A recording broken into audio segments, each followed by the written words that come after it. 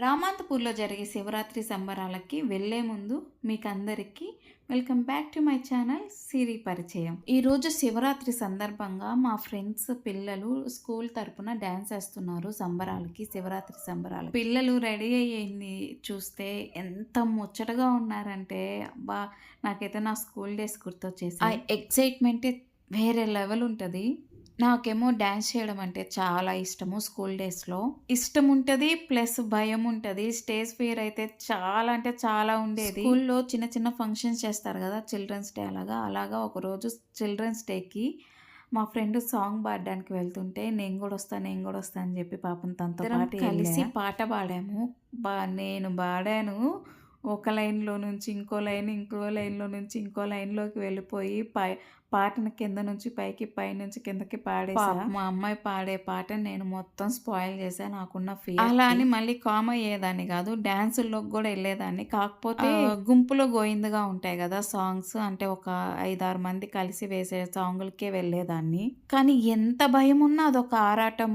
నేను చెయ్యాలి, నేను ముందు నిలబడాలి ఇట్లాగా. స్పోర్ట్స్‌లో అయితే బాగా ముందుండేదాన్ని. ఎందుకంటే దానికి స్టేజ్ ఎక్కలేదు అయినా కదా! శివరాత్రికి నా స్కూల్ డేస్ గురించి ఎందుకు మాట్లాడుతున్నాను. శివరాత్రికి నా చిన్నప్పుడు ఒకసారి నేను ఉపవాసం ఉందామని ట్రై చేశా. జాగారానికి కూడా ట్రై చేశా. కానీ నా వల్ల కాలేదు. ఒక 2 గంటలకు, 3 గంటలకి ఉపవాసం అనే వంకతోటి మనం ఫ్రూట్స్ అన్నీ ఇంట్లో తెచ్చిపెట్టుకుంటాం కదా! మనం ఉపవాసం ఉన్న టైంలోనే మనకెక్కువ అన్నం తినాలనిపిస్తది. నార్మల్ డేస్‌లో మాత్రము అన్నం అవాయిడ్ చేయాలనే అనిపిస్తుంటది. ఏంటో ఈ శివమాయ నాకేం అర్థం కాదు. ఉపవాసం ఉండాలి అనుకున్న రోజేమో ఆకలి ఎక్కువేస్తది. నార్మల్ డేస్‌లో ఏమో నాకైతే ఈ సంవత్సరం శివరాత్రి చాలా బాగా జరిగింది. మంచిగా ఇంట్లో పూజ చేసుకున్నాము. పిల్లలతో బయటికెళ్ళాము. గుడికి వెళ్ళాము.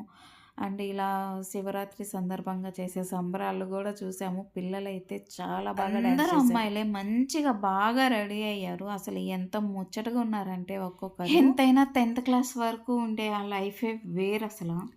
మళ్ళీ మంచిగా ఫోక్ సాంగ్స్ సెలెక్ట్ చేసుకొని బాగా జోష్‌గా డాన్స్ చేశారు. వాళ్ళ జోష్‌కి మనకి ఫుల్ జోష్ వచ్చేస్తది. ఈ ఫోక్ సాంగ్స్ కూడా అయిపోయాక మళ్ళీ కథలు కూడా చెప్తారంట. అయితే ఈ ప్రోగ్రామ్స్ మాత్రం తెల్లారే వరకు జరుగుతూనే ఉంటాయంట నాన్ స్టాప్‌గా.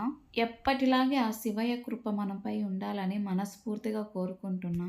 అందరికీ మంచి ఆరోగ్యాన్ని, మంచి పాజిటివిటీని ఇవ్వాలని. ఎప్పుడు అదే రొటీన్ లైఫ్‌లో ఉండి ఇలాంటి పండగలు రావటం వల్ల మంచి ఒక రిఫ్రెష్‌మెంట్ కూడా ఉంటది. నేను చెప్పింది కరెక్టే కదా! ఇక ఇంటికైతే రిటర్న్ అయిపోయాము. వెళ్ళే దారిలో చిన్న శివలింగ మండపం ఉంది. దాన్ని చూసుకొని ఇంటికి వెళ్ళగానే వెలుగుతున్న దీపారాజన చూసి చాలా పాజిటివ్ అనిపించింది. ఏదో తెలియని ఒక హ్యాపీనెస్